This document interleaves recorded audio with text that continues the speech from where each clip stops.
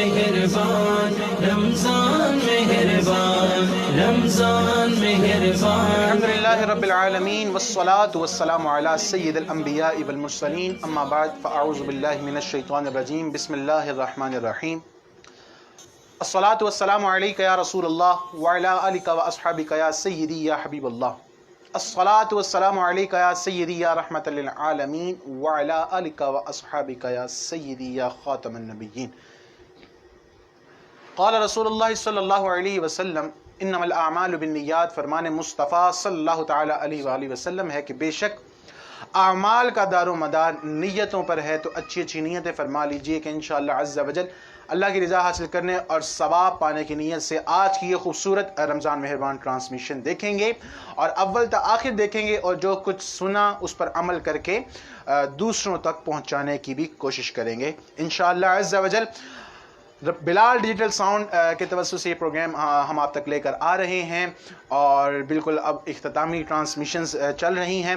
اللہ عز و جل کل آخری ٹرانسمیشن ہے. اللہ عز و جل ہمارے حامد بھائی کا یہ حامد بھائی کی جو کاوش ہے اللہ عز و جل اس کو قبول و منظور فرمائے اور اللہ عز و جل اسی طرح ان کو دین کی خدمت کرنے کی توفیق عطا فرمائے. ان کا فیس بک پیج ہے بلال ڈیجیٹل ساؤنڈ کے نام سے اور یوٹیوب پیج بھی ہے, ضرور وزٹ کیجئے انشاءاللہ. پیارے آقا علیہ الصلوۃ والسلام کی پیاری پیاری نعتیں وہاں پر سننے کا موقع ملے گا انشاءاللہ. میں اپنے مہمانوں کا تعارف کرواتا چلوں. ہمارے ساتھ موجود ہیں حضرت علامہ مولانا زبیر قادری اتاری صاحب. السلام علیکم ورحمۃ اللہ. خیریت سے ہیں؟ مزاج ٹھیک ہیں آپ کے؟ اور ہمارے ساتھ موجود ہیں بہت ہی پیارے ثنا خان حافظ عبدالقدیر رضا قادری صاحب. السلام علیکم ورحمۃ اللہ. عبدالقدیر بھی خیریت سے ہیں؟ مزاج ٹھیک ہیں آپ کے؟ جزاک اللہ سے تشریف لائے. پروگرام کو آگے بڑھاتے ہیں, مزید باتیں بھی کرتے ہیں, لیکن سب سے پہلے تلاوت کلام پاک. جی عبدالقدیر بھائی.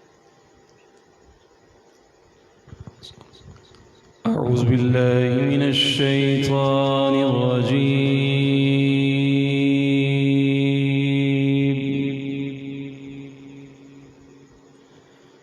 بسم اللہ الرحمن الرحیم.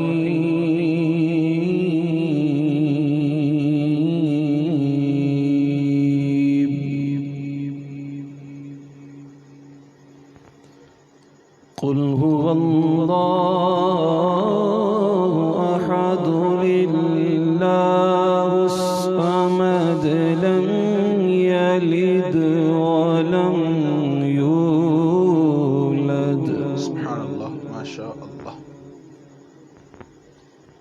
لم يلد ولم يولد لم يلد ولم يولد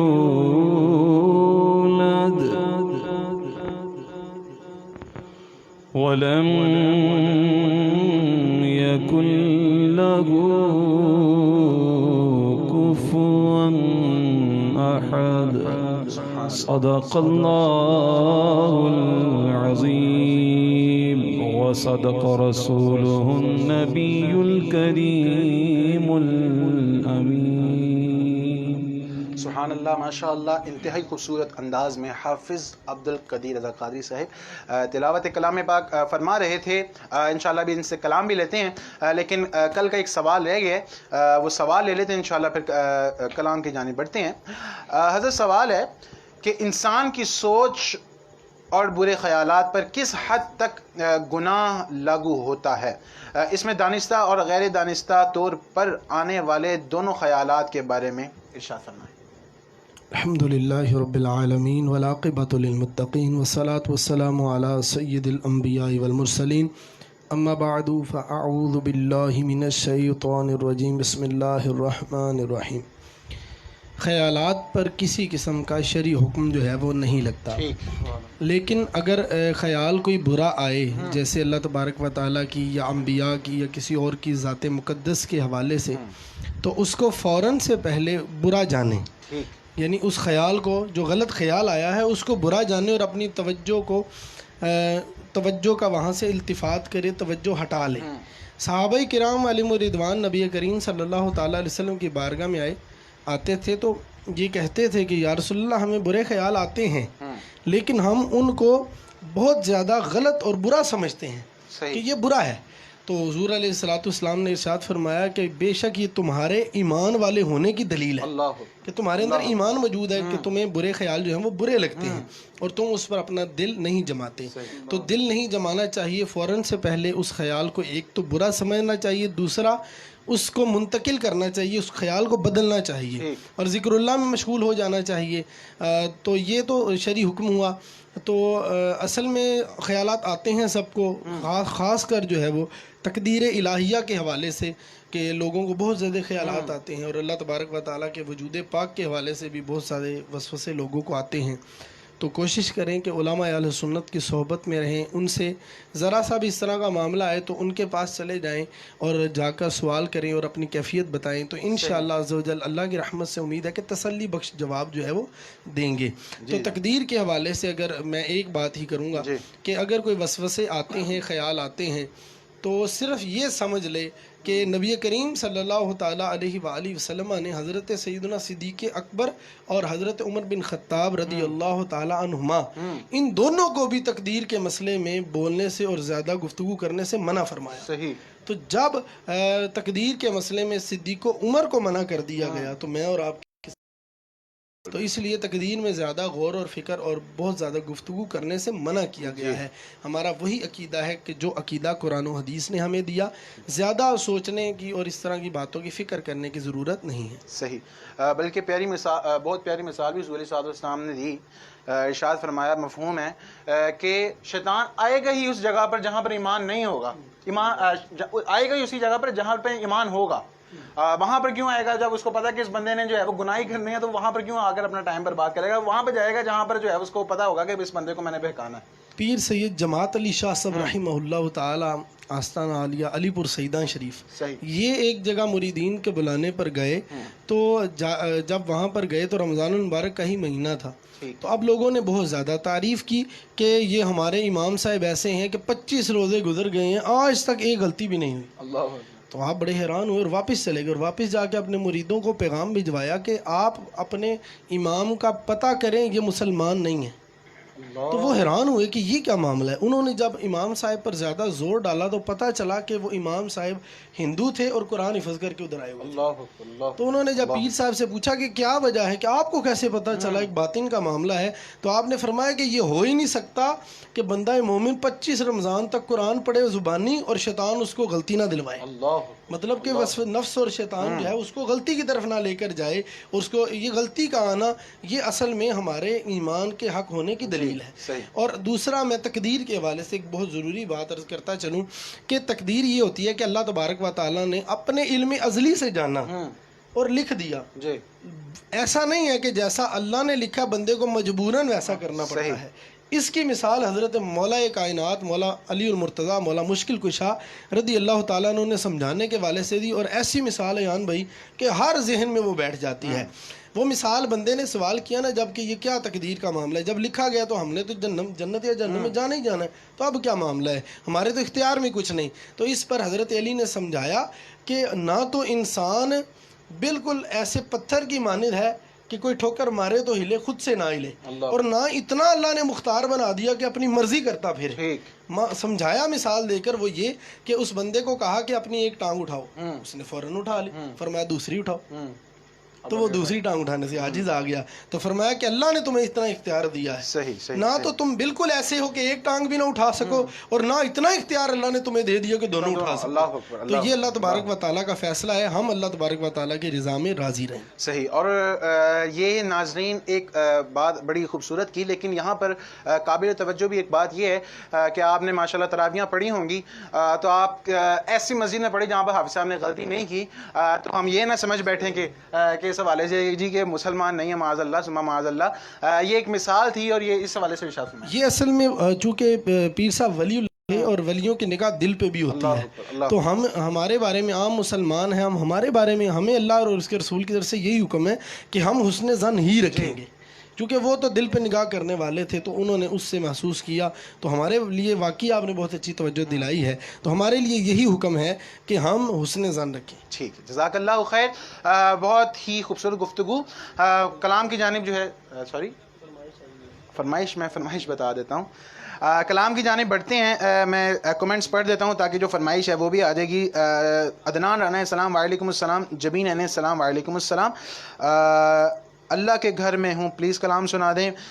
سوالات ہیں اس کے علاوہ اور فرمائش ابھی تک یہی ہے. جی عبدالقدیر بھائی کیا سنائیں گے آپ؟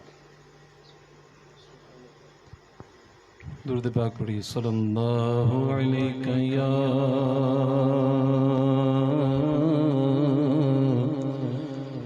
یا رسول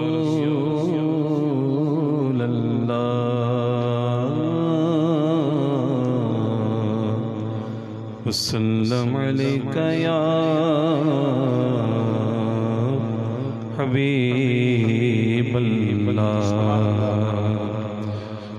اس فرمائش کو مد نظر رکھتے ہوئے میں کلام سناتا ہوں کہ یہ کلام تو مجھے اس کے شعر یاد نہیں ہے لیکن اس کو مد نظر رکھتے ہوئے کلام بڑا خوبصورت.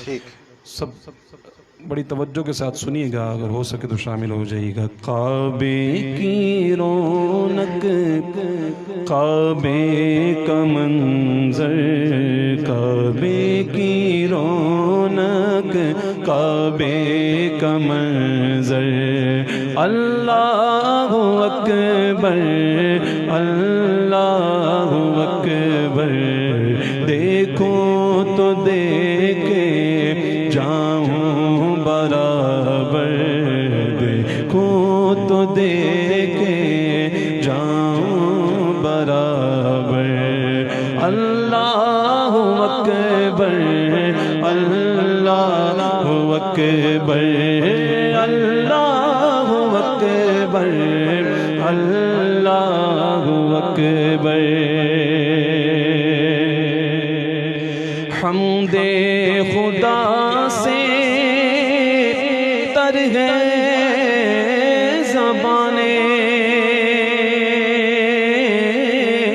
حمد خدا سے تر ہے زبانیں, کانوں میں رس گھولتی ہیں اذانیں, کانوں میں رس گھولتی ہیں اذانیں, بس ایک صدا آ رہی ہے برابر, بس ایک صدا آ رہی ہے برابر, اللہ اکبر اللہ اکبر اللہ اکبر اللہ اکبر.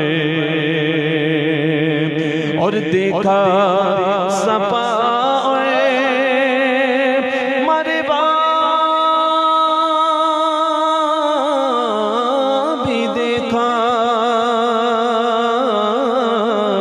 دیکھا صفا اور مروہ بھی دیکھا, رب کے کرم کا جلوہ بھی دیکھا, رب کے کرم کا جلوہ بھی دیکھا, دیکھا رواں ایک سروں کا سمندر, دیکھا رواں ایک سروں کا سمندر, اللہ اکبر اللہ اکبر اللہ اکبر اللہ اکبر. یاد آ گئی جب اپنی خطائیں, یاد آ گئی جب اپنی خطائیں, اشکوں میں ڈھلنے لگی التجائیں, میں رویا غلاف کعبہ پکڑ کر, رویا غلاف کعبہ پکڑ کر, اللہ اکبر اللہ اکبر اللہ اکبر اللہ اکبر. کعبے کی رونق کعبے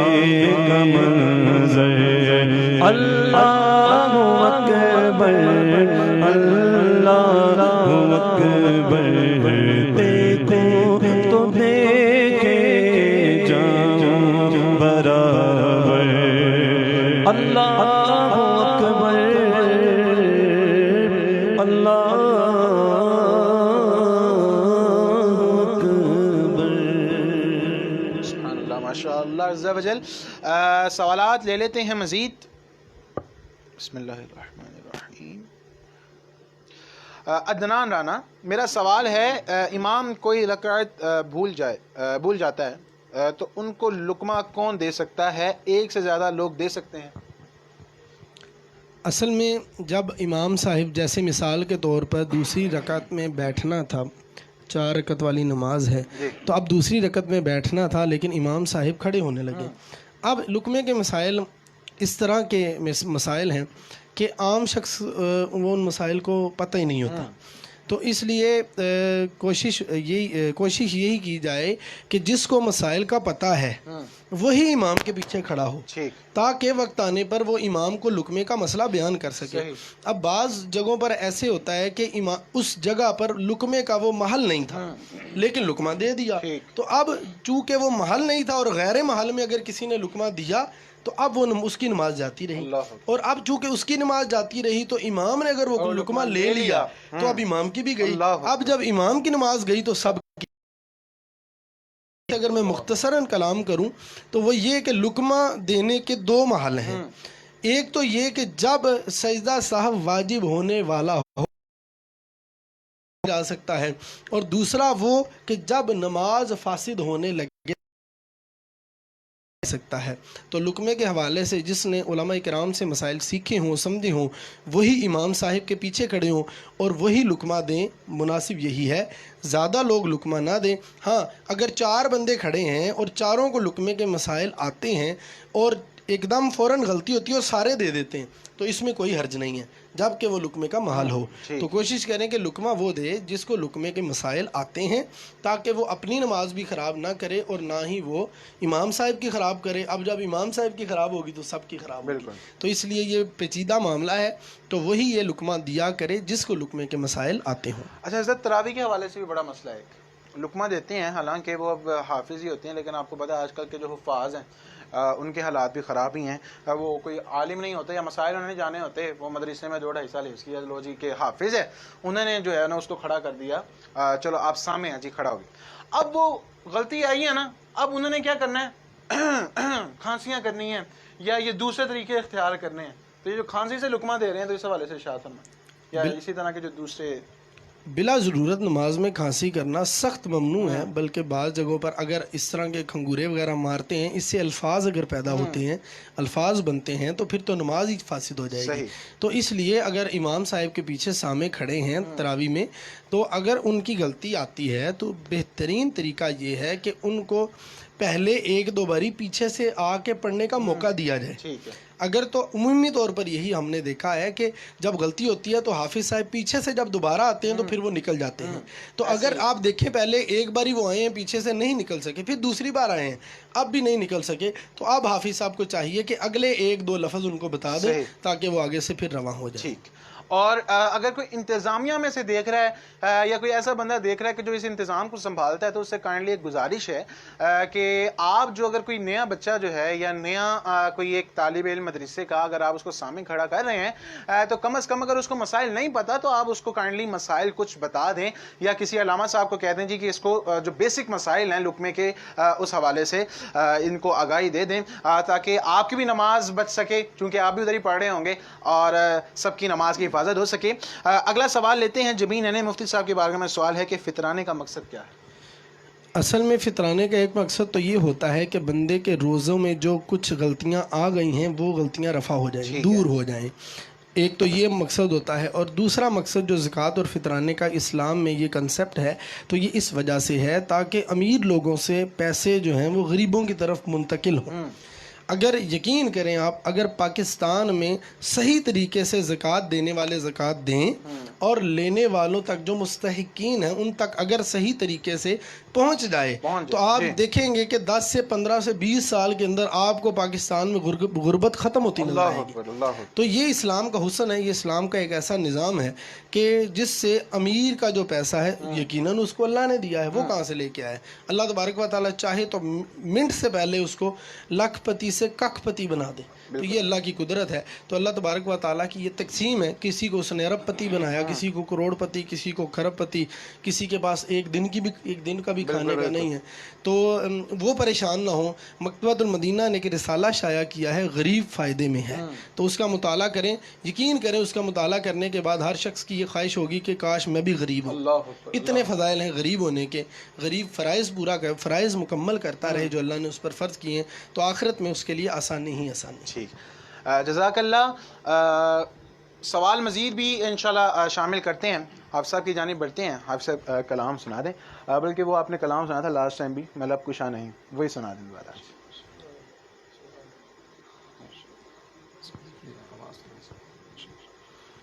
بڑا خوبصورت کلام جو ہے یہ آپ اکثر سنتے ہیں مجھ سے، جی، یہ کلام واقعی میں بہت خوبصورت ہے، بار بار سننے والا اور بار بار پڑھنے والا بھی ہے۔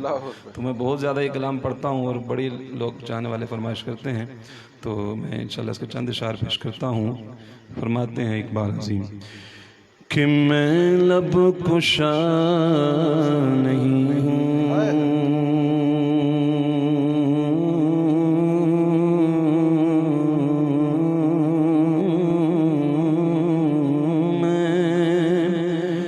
لب کشا نہیں ہوں اور محو التجا ہوں، میں لب کشا نہیں ہوں، میں لب کشا نہیں ہوں،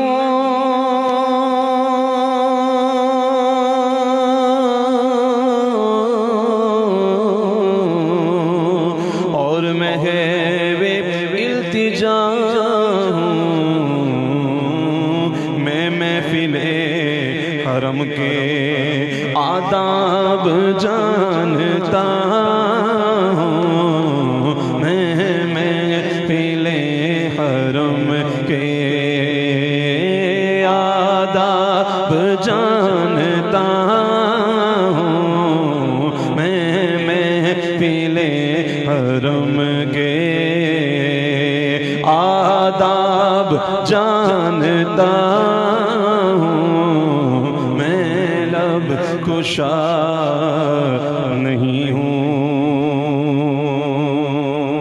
یہ کلام اقبال عظیم طیبہ میں لکھا ہے اور طیبہ کے راستے میں کھڑے انتظار کر رہے ہیں کوئی آنکھ والا آئے میرا ہاتھ پکڑ کر کے حضور کے در تک لے جائے۔ اس دوران شعر لکھتے ہیں، کہتے ہیں کہ کوئی تو آنکھ والا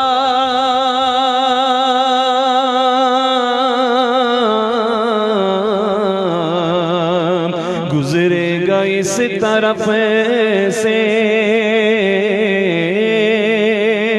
کوئی تو آنکھ والا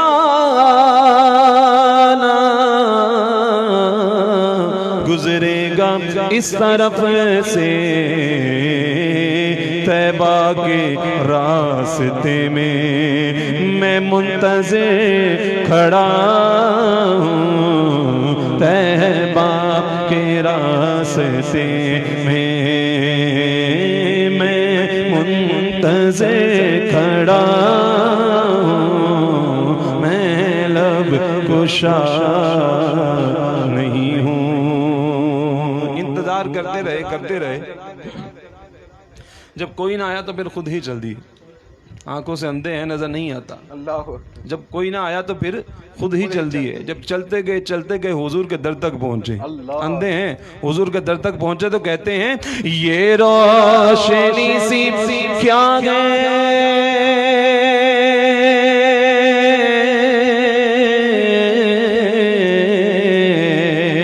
خوشبو کہاں سے آئی،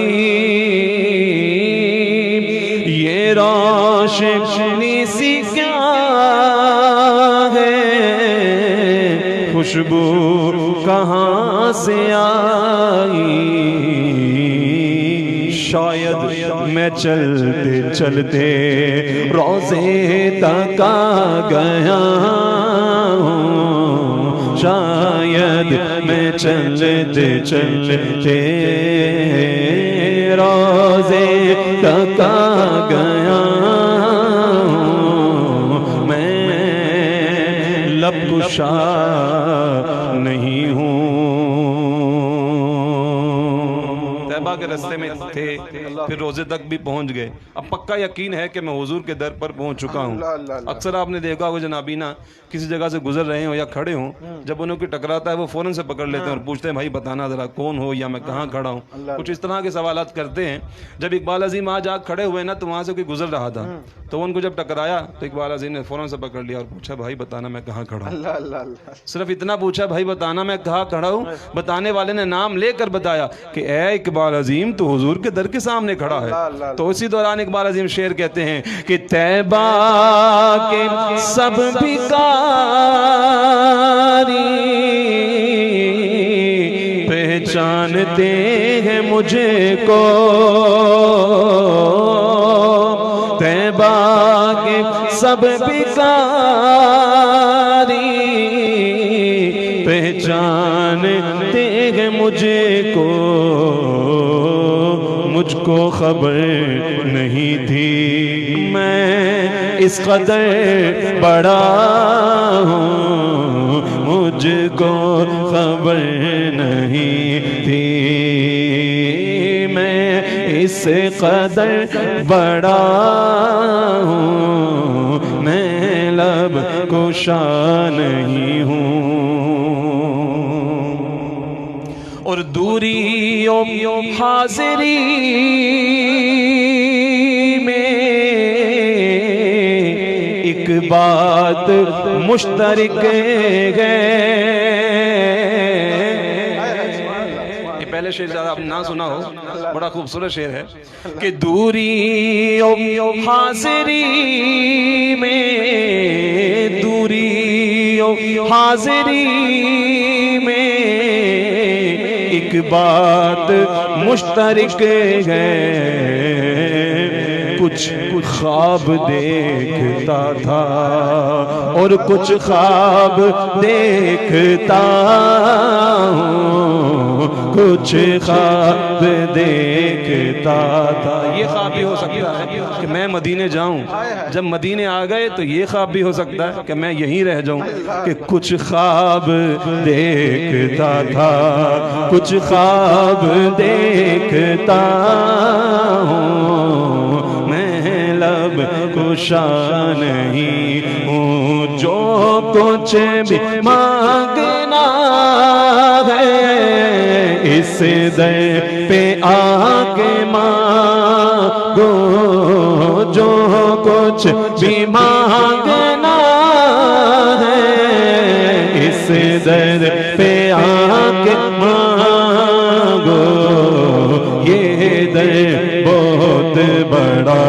ہے، اس در کا میں گدا ہوں، منگتے خالی ہاتھ نہ لوٹے، کتنی ملی خیرات نہ پوچھو، منگتے خالی ہاتھ نہ لوٹے، کتنی ملی خیرات نہ پوچھو، یہ تو کرم پھر ان کا کرم ہے، یہ تو کرم پھر ان کا کرم ہے، ان کے کرم کی بات نہ پوچھو، جو کچھ بھی مانگنا ہے اس در پہ آ کے مانگو، یہ در بہت بڑا ہے، اس در کا میں گدا ہوں، یہ در بہت بڑا ہے۔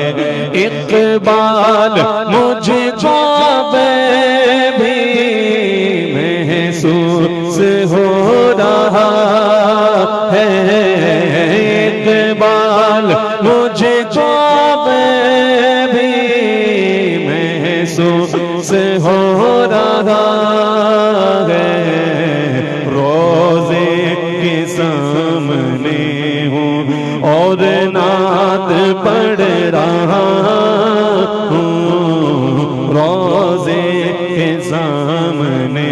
हूँ और नाम पढ़ रहा हूँ मैं लब कुशा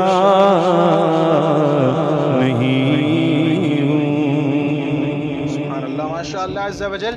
मज़ीद सवालात ले लेते हैं। अदनान राना है, मेरा सवाल है, शर्ट या टी शर्ट पहन कर नमाज पढ़ते हैं तो जब सजदे में जाते हैं तो टी शर्ट उठ जाती है, तो याद रखें कि जिस जगह से टी शर्ट उठती है इसका नमाज के अंदर जो है वो ढांप के इस जगह को रखना ये शराइत में से है कि आपका जिस्म जो है वो ढका हुआ हो। अब अगर सजदे में जाते हैं बताना लाजमी है कि ये ज़कात के पैसे हैं या अपने दिल में नीयत कर लें? अगर किसी को ज़कात दे रहे हैं तो उसको ये बताना कि ये ज़कात है, ये ज़रूरी नहीं है। हाँ, दिल में नीयत हो, अगर ज़ुबान से ये भी कह देते हैं कि तोहफ़ा है तो फिर भी ज़कात जो है वो अदा हो जाएगी, जबकि दिल में नीयत मजबूत हो। अच्छा, इस हवाले से बताएं, कह रहे हैं क्या जिन्नात भी जन्नत में जाएंगे? जिन्नात में भी इसी तरह जिस तरह इंसानों में जो है वो मुसलमान भी हैं कुछ और कुछ बद मज़हब भी हैं और कुफ़ार भी हैं, तो इसी तरह जिन्नात में भी कुछ सुन्नी हैं, कुछ बद मज़हब हैं, कुछ कुफ़ार भी हैं। तो जो जिन्नात मुसलमान हैं वो यकीनन जन्नत में जाएंगे और जो कुफ़ार जिन्नात हैं तो वो जहन्नुम में जाएंगे। एक बुज़ुर्ग है, उनसे यही तो किसी ने कहा कि इब्लीस जहन्नम में जाएगा, वो भी आग का बना, अल्लाह, तो जहन्नम में अज़ाब भी आग का, तो उसको कैसे अज़ाब होगा? तो उन्होंने मिट्टी का ढेला उठा के उसको मारा और कहा कि तुम भी मिट्टी, दर्द हुई कि ना हुई? उसको दर्द हुई, तो कहा कि तुम भी मिट्टी के बने हो और ये भी मिट्टी का ढेला, तो जब तुम्हें दर्द हुई है तो इब्लीस को भी जहन्नम में दर्द होगा। जज़ाकल्लाह। अच्छा, कलाम की कुछ फरमाइश आ रही थी, कुछ कमेंट्स ऊपर चले गए हैं, आई फिर याद मदीने के हवाले से आ रहे थे और इसके अलावा क्या बात है मदीने की। अच्छा, ये तो मेरे ख्याल से उस पे कलाम पे इन्होंने कहा होगा गालिबन। तो अब जाते हैं अब्दुल कदीर भाई की जानिब, जो सुनाएंगे हम सुन लेते हैं।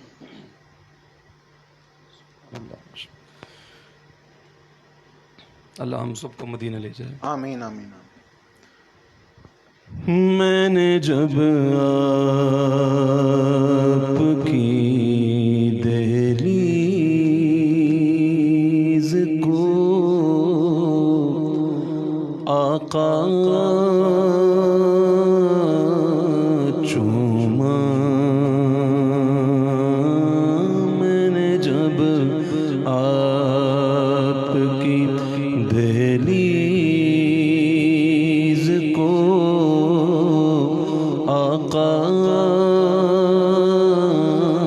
चूमा, यूं लगा आपने जैसे मेरा माथा चूमा, यूं लगा आपने जैसे मेरा माथा चूमा,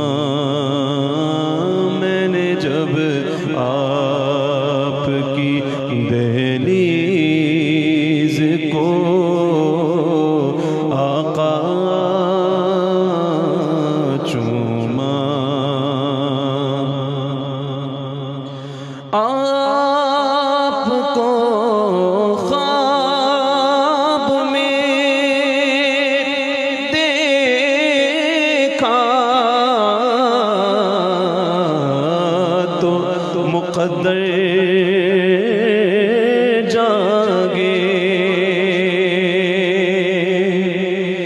आपको ख्वाब में देखा तो मुक़द्दर जागे, झूम उठा नात पढ़ी रो दिया लिपटा चूमा, झूम उठा नात पढ़ी रो दिया लिपटा चूमा, मैंने जब आपकी दहलीज़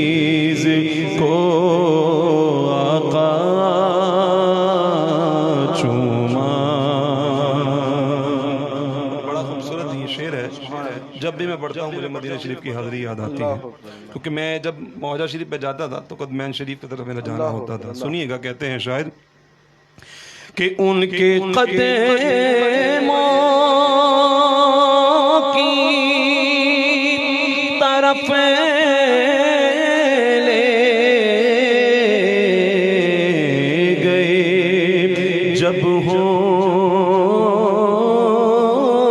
مجھے ان کے قدموں کی طرف لے گئے جب ہونٹ مجھے ہونٹ بھی نقش قدم بن گئے. اتنا چوما ہونٹ بھی نقش قدم بن گئے. اتنا چوما ان کے قدموں کی طرف لے گئے جب ہونٹ مجھے ہونٹ بھی نقش قدم بن گئے. اتنا چوما یوں لگا آپ نے جیسے میرا ماتھا چوما میں نے جب آپ کی دہلیز کو آقا چوما. اور شہد صاحب دوڑے اٹھا ہے میری شریانوں میں. شہد صاحب دوڑے اٹھا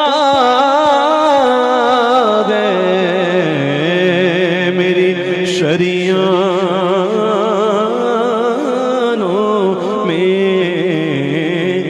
جب کبھی پڑھے کہ درود اپنا انگوٹھا چوما. جب کبھی پڑھے کہ درود اپنا انگوٹھا چوما. اور سفر عیش پہ لے جانے کو جبریل جب آئے تو اپنے کافوری لبوں سے تیرا تلوار چوما. اپنے کافوری لبوں سے تیرا تلوار چوما. اور منزلیں رہتی ہیں سینے میں مظفر میرے وہ جدھر سے بھی گئے میں نے وہ راستہ چوما. وہ جدھر سے بھی گئے میں نے وہ راستہ چوما. یوں لگا سے میرا ماتھا چوما میں نے جب آپ کی دہلیز کو آقا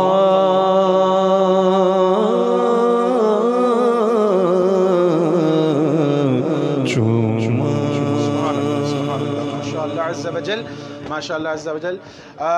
دو سوالات ہیں چھوٹے چھوٹے, ٹائم تو ختم ہو چکا ہے, 1 منٹ رہ گئے, مگر 2 سوالات ہیں حضرت, بیسک سے ہیں, یہ ارشاد فرما دیں. قرض پہ زکوٰۃ ہوتی ہے اگر تو قرض دیا ہوا ہے, اب دونوں صورتیں بن سکتی ہیں, قرض دیا ہوا ہے یا لیا ہوا ہے. ٹھیک ہے, تو اصول یہ ہے کہ اگر تو قرض جو ہے وہ لیا ہوا ہے تو اب اس کے بعد دیکھیں کہ آپ کے پاس کتنے پیسے ہیں, اور مثال کے طور پر آپ کے پاس 1,00,000 روپیہ ہے اور 20,000 آپ نے قرض لیا ہوا ہے.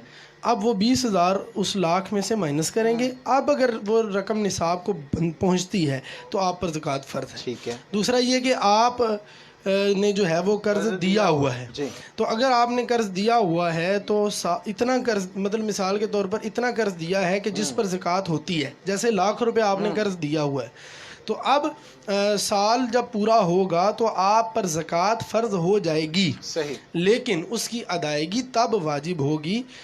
فرض ہونا اور چیز ہے, ادائیگی ہونا اور چیز ہے. زکوٰۃ فرض ہو جائے گی لیکن ادائیگی اس کی تب واجب ہوگی جب اس دین یعنی قرض کا 5واں حصہ وصول ہو جائے گا. تو اب اس کی جو ہے وہ ادائیگی آپ کریں. اچھا ٹھیک ہے حضرت, یہ آخری سوال لے لیتے ہیں. اگر کوئی منت مانے کہ میرا یہ کام ہو جائے گا تو میں 10 نوافل پڑھوں گا. اگر کوئی منت مانتا ہے کہ میرا یہ کام ہوا تو میں 10 نفل پڑھوں گا, تو اب اگر وہ کام ہو جاتا ہے تو اس پر یہ نفل پڑھنے, چونکہ یہ اس نے نظر مانی ہے, یہ نفل پڑھنے اس پر واجب ہیں. تو اس کا وقت تو ساری زندگی ہے, لیکن جتنی جلدی ہو سکے اس کو ادا کرے. اگر اس کو ادا کیے بغیر فوت ہو جاتا ہے تو وہ گناہ گار ہوگا. ٹھیک ہے, یہ بھی آپ کا مسئلہ آ گیا ہے کہ اگر وہ نہیں کرے گا تو گناہ گار ہوگا. جزاک اللہ خیر. برتھ ڈے کے حوالے سے بھی ہے کہ برتھ ڈے منانا جائز ہے, تو اس حوالے سے یہی آپ ارشاد فرمائیں. برتھ ڈے اصل میں ہوتا ہے پیدائش کا دن. اب ظاہری بات ہے جس کا بیٹا پیدا ہوا اس کو خوشی ہوگی, تو اب شریعت مطہرہ کے دائرے میں رہتے ہوئے اس کو منانا جائز ہے.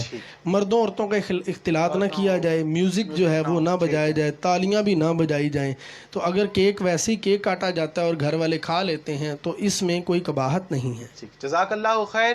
اللہ عز و جل آپ کو لمبی عمر عطا فرمائے اور آپ کے علم میں مزید برکتیں عطا فرمائے. بہت شکریہ عبدالقدیر بھائی, آپ تشریف لائے. اللہ عز و جل آپ کا آنا اور آپ کا پڑھنا بھی قبول فرمائے. اور کل آخری پروگرام ہے انشاءاللہ رمضان مہربان اس ٹرانسمیشن کا. دعا فرمائے. ہمارے حامد بھائی بیمار ہیں, اللہ عز و جل ان کو صحت کاملہ عاجلہ عطا فرمائے. اب ہم آپ سے اجازت چاہیں گے, انشاءاللہ کل ملاقات ہوگی. فی امان اللہ.